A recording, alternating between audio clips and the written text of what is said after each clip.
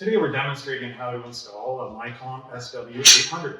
First we begin with the measurements of the door. This door is a 36-inch door, so you would add 3 inches to this door to make a 39-inch header. Then we get into the handing of the door. You always put your back to the door frame. Swing your arm with the door, so this door swings in, so this would be a right-hand pull. If the operator is mounted up here. If the operator is mounted on the exterior, this would be a right-hand push. So once you've received the product, you want to check the label, make sure everything's proper. So this is a right-hand pull, clear anodized, 39 inches long. Now let's open the product, make sure everything's right. We have our operator system here. You want to cut this cellophane off very gently so you don't cut the anodizing. The arm comes out of the bag.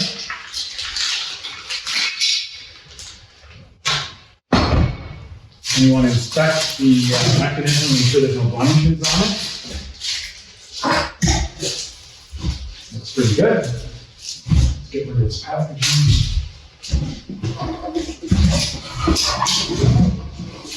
So take 2 1/4 screws out of the cover. Remove the cover. Inside, in the packaging, you should find the instruction manual,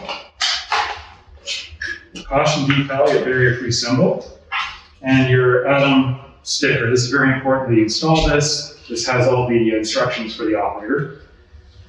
This is your on-off hold console. This mounts inside the unit. You have to have this as well or the unit will not function. Next, we have to determine what type of fastener to use to mount the unit on the wall. You have machine screws for metal. You have tech screws, self-drilling tech screws for any kind of aluminum. Wood metal screws for drilling into wood. This is a smaller variety. This would be a Tapcon for masonry applications. So now we begin mounting this to the wall. We start with drilling fastener holes.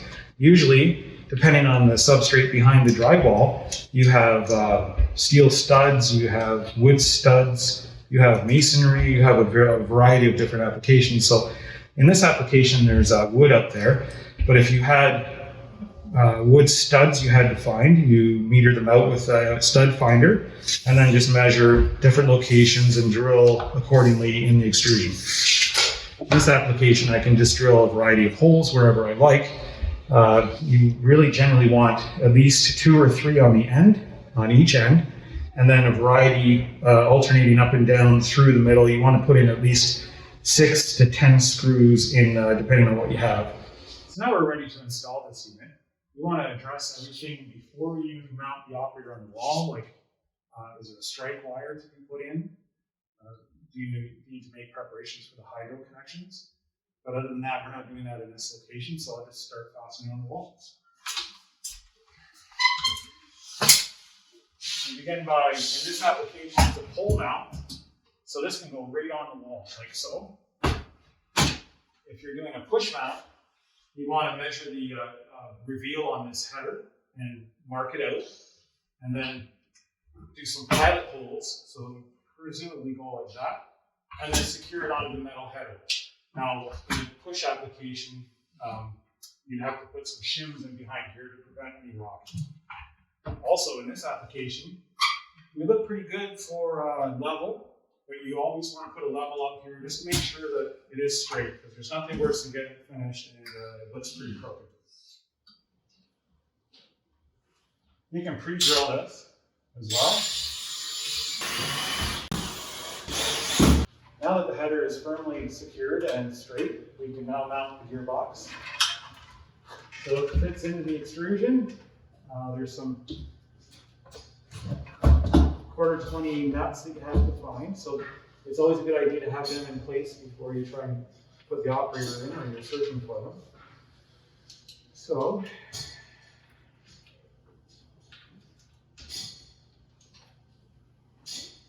I find it easiest to try this one first. I did say something about searching for it. There we go. So don't tighten it firmly, just leave it a little loose. And then you have some quarter 20 screws from the bottom. They're nice because they're stainless steel. They're pretty strong and they don't rust. So just start them. The one on the back is an open hole. It doesn't have a thread. So you have to start the nut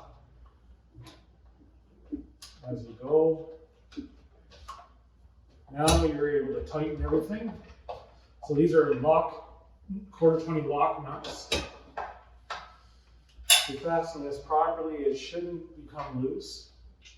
And I put a second one up here just to kind of double nut it to make sure. You can actually use your wrench and tighten them up.